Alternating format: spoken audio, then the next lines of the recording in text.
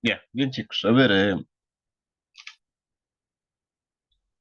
hasta la anterior clase hemos avanzado lo que es el Estado, ¿no? O sea, la institución del Estado, como formación histórica, como formación jurídica, social.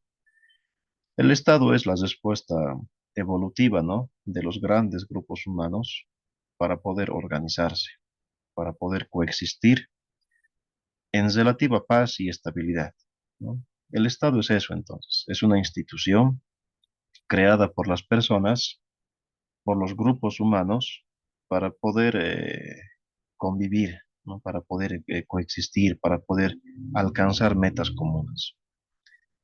¿Cuál es nuestra meta de nosotros como bolivianos? ¿No? Alcanzar tal vez el desarrollo económico de nuestros habitantes, ¿no? Tener un futuro para nuestros hijos, un estado que tenga estabilidad económica. Y vemos que periódicamente es difícil alcanzar estos objetivos, ¿no? Ahorita que estamos en una crisis, todo aquello se pone, digamos, en duda incluso el Estado, ¿no? O la existencia del Estado. Y miren que es un tema que siempre va a estar en debate. ¿Qué tal si pasando las elecciones hay caos en nuestro país y Bolivia puede convertirse en un Estado fallido? Entonces la existencia del Estado no es eterna, ¿no? No es que esté dicho, sino es algo que se construye a lo largo del tiempo. Entonces el Estado es esa institución que busca, ¿no? El desarrollo de sus habitantes, el logro de objetivos comunes. Es una institución creada por la historia y por sus propios habitantes. Ahora bien, chicos, nos toca avanzar lo que es la constitución política del Estado. ¿Qué es la constitución política del Estado? Tendríamos que decir en pocas palabras que es como los reglamentos del mismo Estado, ¿no? El nombre lo dice, ¿no? Constitución. O sea, cómo está constituido ese Estado. Cualquier disciplina deportiva, si ustedes van a jugar fútbol, van a jugar básquet, voleibol, atletismo, todas las disciplinas tienen su reglamento, ¿no es cierto? ¿Por qué? Porque cualquier situación que implique, digamos, un grupo humano, tiene que tener ciertas reglas para poder normar esa situación, esa realidad. Hasta el boxeo tiene reglas, ¿no es cierto? Pese que solo son dos personas golpeándose, también tiene sus reglas el boxeo. ¿Por qué? Porque la ausencia de reglas haría pues imposible la coexistencia, ¿no? Si en nuestro país no hubiese una constitución, no hubiese leyes, no podría haber una sociedad, ¿no? Yo tranquilamente lo puedo matar al bracamonte porque me ha hecho renegar y en ausencia de leyes no pasaría nada, ¿no? Entonces nos mataríamos entre nosotros. Y miren, si una simple disciplina deportiva, un simple partido de fútbol, de básquet, tiene sus reglas, tiene sus reglamentos, con mayor razón la tiene que tener una sociedad, ¿no? Que se ha organizado en un Estado.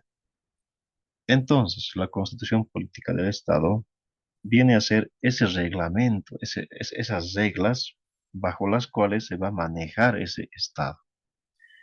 Por eso es que cada país tiene su propia Constitución Política del Estado, de acuerdo a su realidad, de acuerdo a sus necesidades, aspiraciones, ¿no? Entonces, cada país elabora sus propias reglas para jugar ese partido de la historia, ¿no? Que es el desarrollo de la sociedad. Ahora bien, nosotros hoy día vamos a avanzar un poco de algunas nociones generales del Estado. ¿Sí? Yo sé que en una anterior clase ya hemos hablado de los tipos de constituciones, pero a ver, ahora vamos a hablar de otras cosas referentes al tema. Dice, para empezar, dice, ¿cuál es el concepto de Estado? Y esto ya de por sí es pregunta de examen, ¿no? Así que ya saben ¿no? Ustedes que si yo les aviso es porque les voy a preguntar. Dice, una constitución política del Estado, dice, es la norma suprema, así de claro. O sea, es la ley máxima que existe dentro de un país, dentro de un Estado. Es una ley suprema, una norma suprema, dice, que establece la organización fundamental del Estado. O sea, ¿cómo se va a organizar ese Estado? Los derechos, deberes de los ciudadanos y los principios que rigen la convivencia social. Aquí en el dibujo se ve claramente, ¿no? Hay personas que están yendo en direcciones contrarias. Esos son parte de la sociedad, ¿no? Y la constitución política del Estado, como se ve en este dibujo, vendría a ser ese puente, ¿no? Ese marco, esa base sobre la cual los habitantes van a poder establecer sus relaciones sociales. Entonces la constitución es tal como está aquí en el dibujo, ¿no? De manera bien gráfica. Es la base que permite la coexistencia de las personas.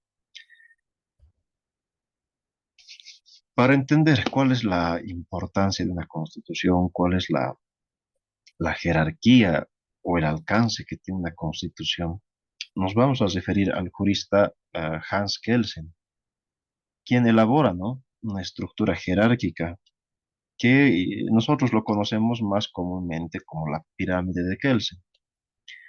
Claro que Kelsen nunca dijo que era una pirámide, ¿no? Él habló de jerarquías, pero nunca dijo que era pirámide. Eso ya es invento posterior, ¿no? Que tiene una estructura piramidal.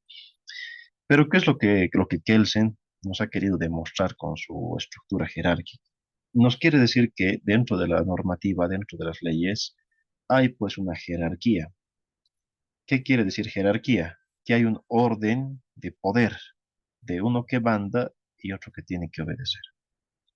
Es muy parecido a lo que ocurre dentro de la vida castrense, o sea, dentro del cuartel, dentro del ejército. Por decir, un cabo no puede dar órdenes a un coronel. ¿Por qué no puede? Porque hay una jerarquía que le da más poder al coronel que al cabo. Entonces, ¿el coronel sí puede dar órdenes al cabo? Sí, porque es superior en jerarquía. En el tema de las leyes es igual. Hay leyes que tienen más jerarquía y pueden mandar por sobre otras leyes. Eso es lo que Kelsen nos ha querido demostrar con su gráfico, que nosotros lo llamamos la pirámide de Kelsen, ¿no? ¿Y qué está pues, en la cúspide? ¿Qué está en la parte más alta de la jerarquía normativa y de la jerarquía legal? Lo más alto que podemos encontrar en cualquier país es la Constitución. ¿Mm? Entonces, la Constitución tiene primacía normativa, tiene la máxima jerarquía legal. Por eso dice, es que la Constitución política del Estado, dice, es la norma suprema. Y aquí en la pirámide lo vemos, ¿no? La Constitución tiene la parte más alta en jerarquía. Bien, después de la Constitución vendrían las leyes, ¿no? Tanto las leyes que promulga la Asamblea Legislativa Nacional, Plurinacional, las leyes que promulgan la Asamblea Legislativa Departamental, Municipal, en el marco de la descentralización que ya hemos estudiado, ¿no? Entonces, después de la Constitución, ¿qué vienen las leyes? Después de las leyes, ¿qué viene? Vienen los decretos y los decretos leyes, ¿no? ¿Qué son los decretos? Son los que emite el presidente, ¿no? Eso ya lo vamos a ver eso más adelante, cuando hablemos el siguiente. Luego vendrían reglamentos, ordenanzas, resoluciones, sentencias, etcétera, etcétera, ¿no? Entonces, lo que se tiene que entender aquí en esta parte es que la Constitución es la ley máxima, ¿no? Es lo que está por encima de todo. ¿Por qué es importante una Constitución? Dice, es importante porque en la Constitución se va a regular, se va a establecer, se va a definir la relación de la sociedad con su Estado. Tomaremos en cuenta que el Estado es una institución, ¿no? Encargada de garantizar la existencia de un país, una sociedad. Entonces, ¿cómo nos relacionamos nosotros, los ciudadanos, los habitantes de esta sociedad, con nuestra institución, con nuestro Estado? Es una relación que no siempre es fácil, ¿no? El año 2003, 2005, se ha roto la relación del pueblo con el Estado. Y por eso es que el país era ingobernable en 2003, en 2005, ¿no? Cuando ha sido la guerra del gas, la guerra del febrero negro, ¿no? Entonces, cuando se rompe esa relación, cuando los ciudadanos ya no reconocen a su Estado, Entonces se ha roto esa relación.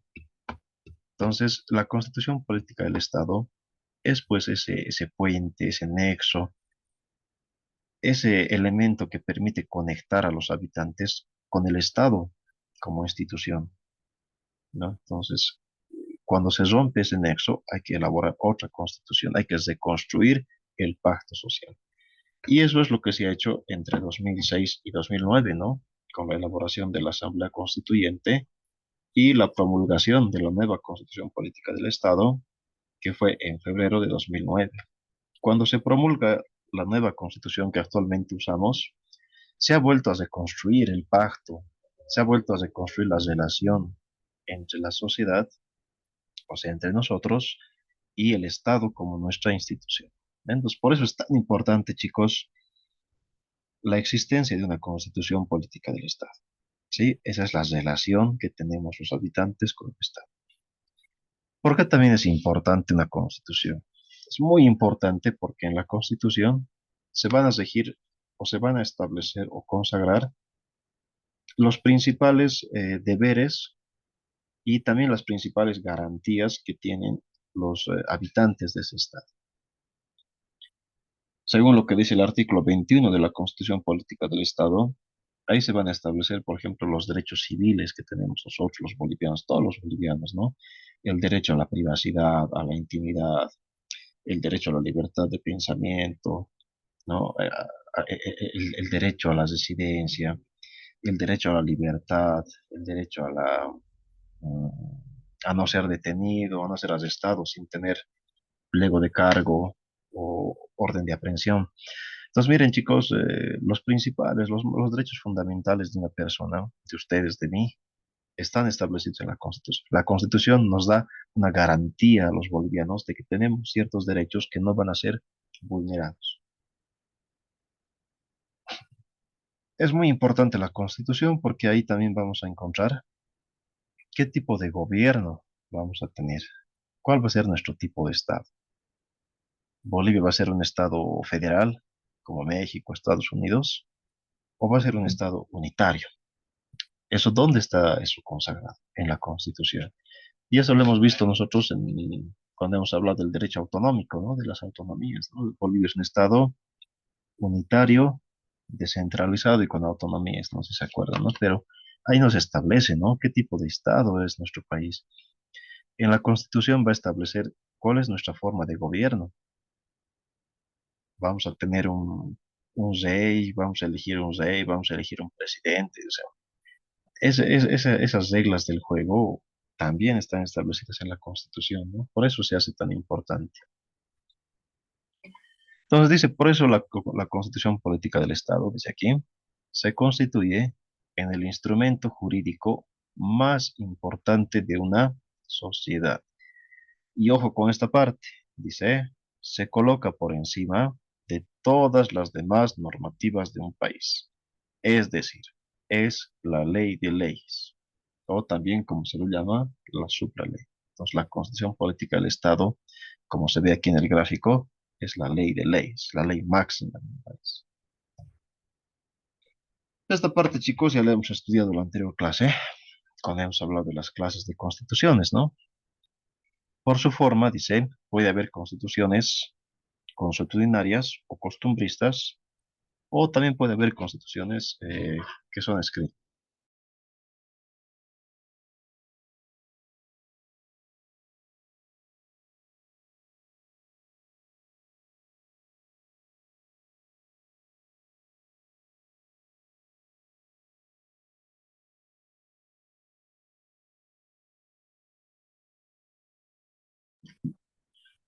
Ya, van a disculpar. Entonces dice, hay tipos de constituciones costumbristas o consuetudinarias, dice, ¿no? Donde lo que prima es la costumbre, la idiosincrasia. Y habíamos puesto un ejemplo de esto a las constituciones o las normativas islámicas, ¿no? De los países islámicos, donde más que una constitución, ellos se rigen por el Corán, ¿no? Que es su libro sagrado. Israel o los judíos también tendrían una constitución constitucionaria o costumbrista.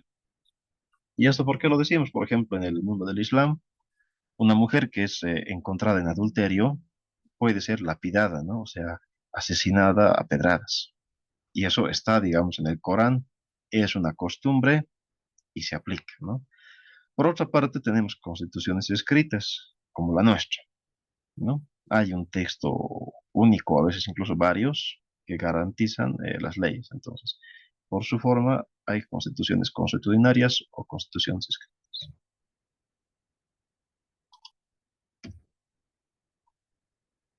También dice una constitución se puede clasificar por su grado de dificultad al momento de modificar esa constitución.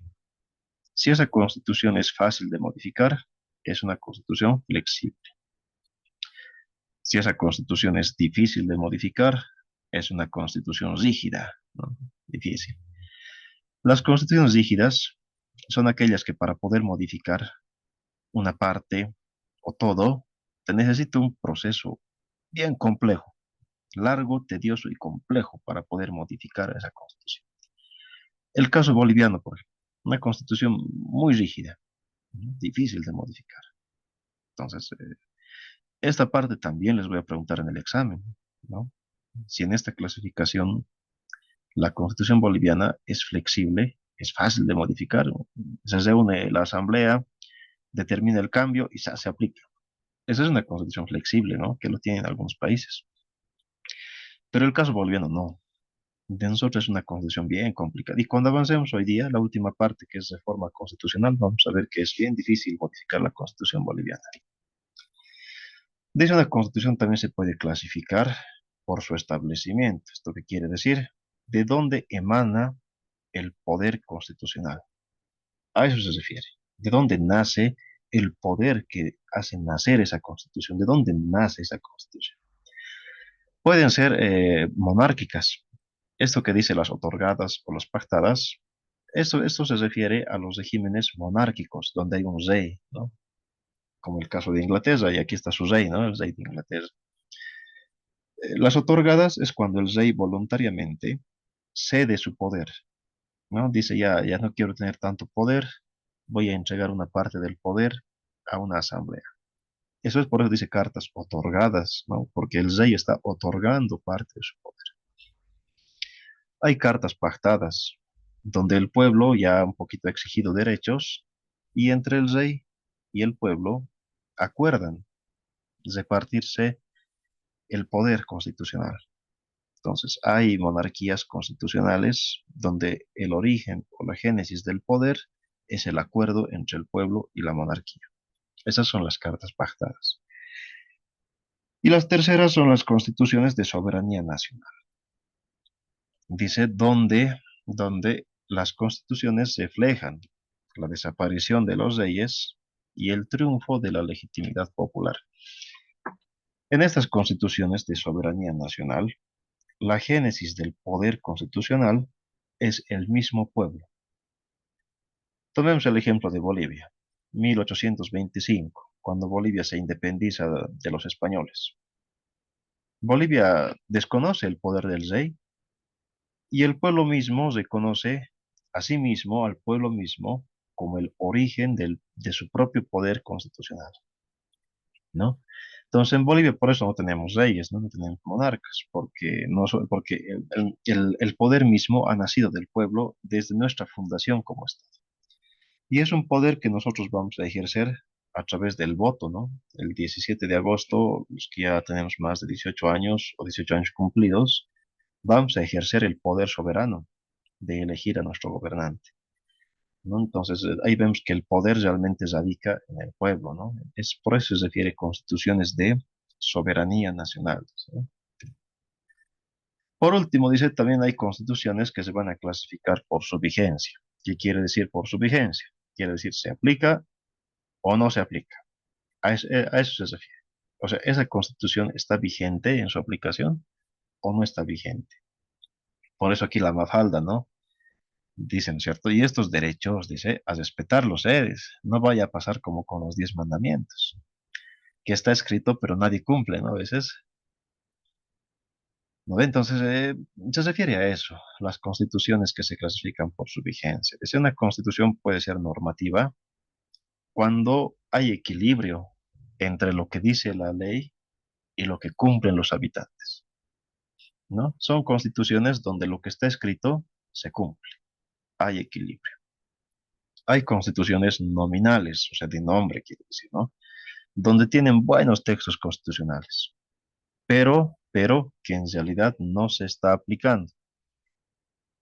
Ese es el caso boliviano, por ejemplo. En la constitución boliviana es muy avanzada. Hay muchos países que admiran y elogian la constitución boliviana. Este último, en un encuentro de la OEA, se ha celebrado mucho la constitución boliviana y el hecho de que Bolivia ha incorporado la soberanía alimentaria en su constitución, que es algo que muchos países no se atreven a hacer.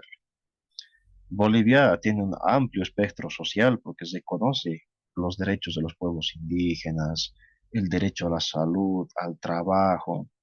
O sea, la constitución boliviana, chicos, es bien vanguardista, ¿no? Bien de avanzada. Pero lamentablemente es una constitución nominal, porque muchas de estas cosas no se van cumpliendo, ¿no? Es una constitución boliviana, tiene muchas cosas buenas en tema, por ejemplo, ambiental, pero que al final tampoco vemos que se esté cumpliendo del todo. Entonces, esas son las constituciones nominales, cuando hay buenos textos constitucionales, pero poca aplicación práctica, ¿no?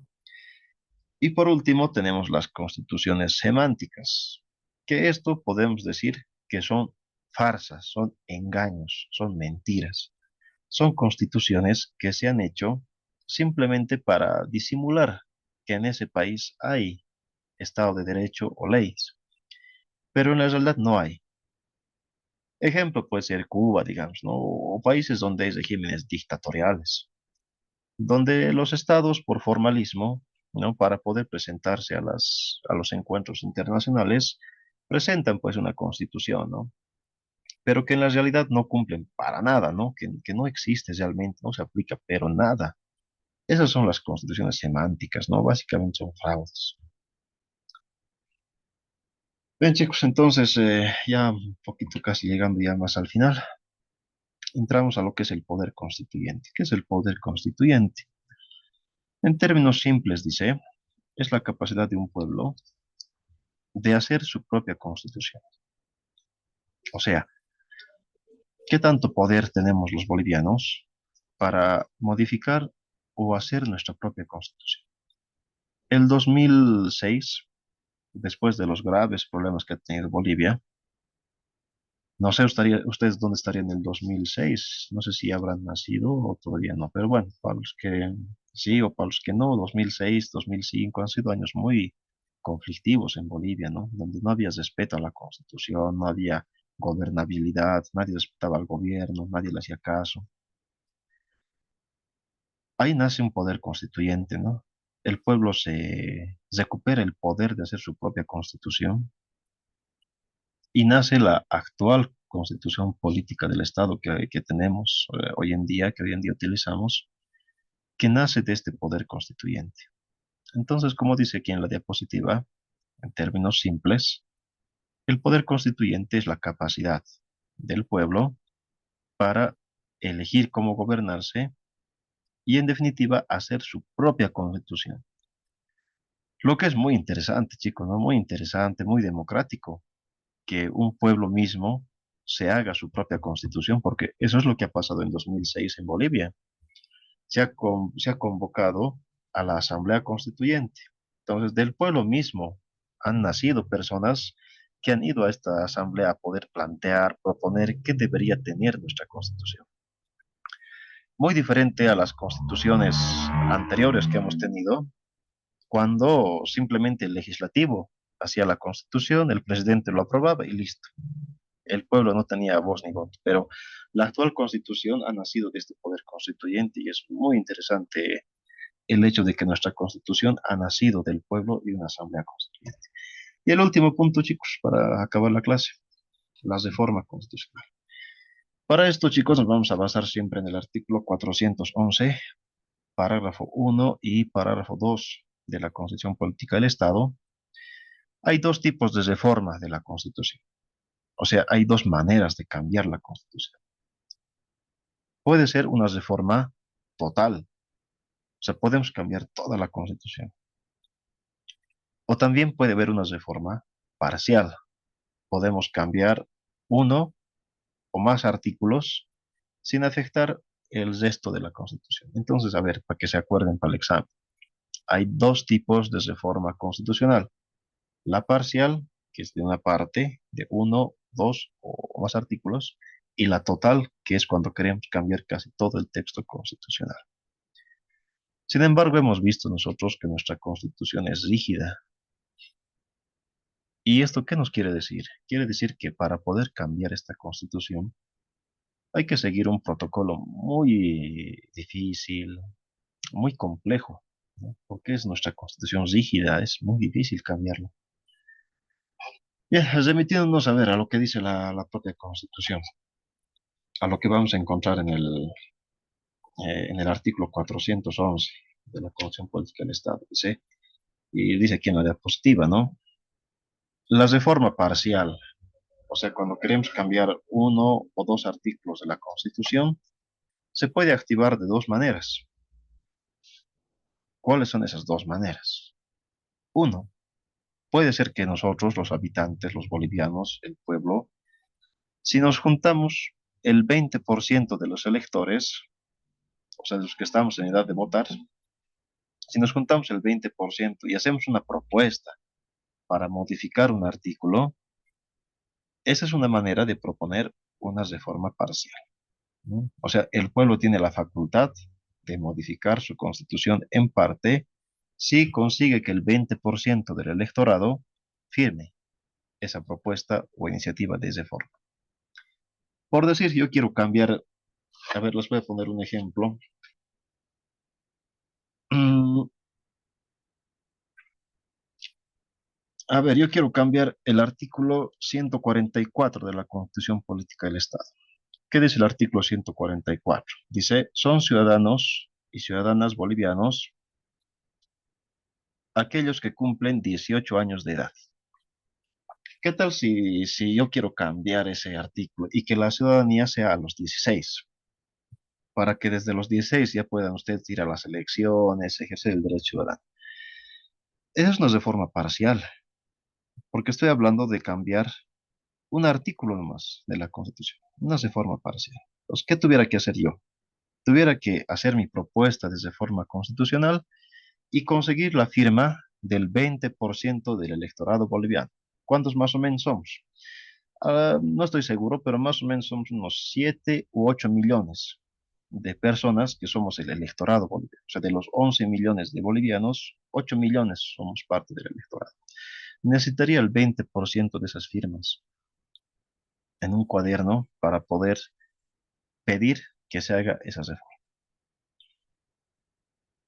¿Cuál es el otro camino para hacer una reforma constitucional? Que la Asamblea Legislativa, o sea, que los diputados y los senadores presenten su propuesta de ley de reforma constitucional. O sea, ese es el otro camino para activar una reforma parcial de la Constitución.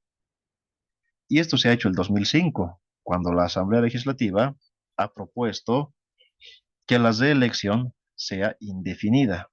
¿Para qué? Para que Evo Morales se habilite a la elección del 2019. Dice, pero tiene que haber 2/3 de la Asamblea, lo cual el MAS tenía, ¿no? Y actualmente el MAS tiene aún 2/3 en la Asamblea Legislativa. Entonces lo han hecho. Sin embargo, chicos, sin embargo, aquí vamos a ver algo que es muy importante, dice, tanto la reforma parcial, ya sea a iniciativa ciudadana como a propuesta de la Asamblea, tiene que someterse luego a un referéndum. ¿Qué quiere decir? Que esa propuesta de modificar un artículo de la Constitución luego tiene que ir a referéndum. ¿Esto qué quiere decir? Que los 8 millones de electores vamos a tener que ir a las urnas y votar si queremos, si aceptamos o no la reforma parcial de esa Constitución. Entonces, en el primer ejemplo, si yo he conseguido el 20% de firmas para modificar el artículo 144 de la Constitución y se ha aprobado en la Asamblea, tiene que ir también a un referendo. Recién se va a poder cambiar la constitución. O sea, por eso ven que es nuestra constitución rígida. Es muy difícil modificarla. E igual, si la Asamblea Legislativa Plurinacional quiere modificar un artículo, tiene que aprobarlo en dos tercios en la misma Asamblea y luego llevarlo a un referendo.